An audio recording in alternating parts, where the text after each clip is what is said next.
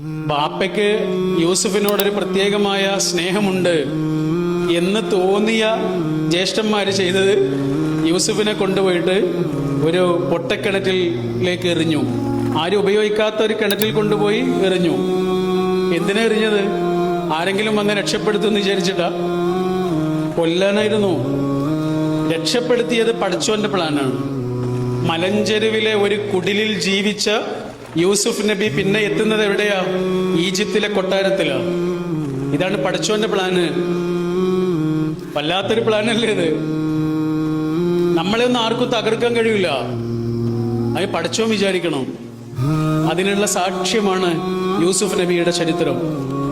ഒട്ടക്കിണറ്റിലേക്ക് കൊല്ലാനെറിഞ്ഞ കുട്ടിയെയാണ് ഈജിപ്തിലെ ധനകാര്യമന്ത്രിയാക്കി പടച്ചോൻ മാറ്റിയത്.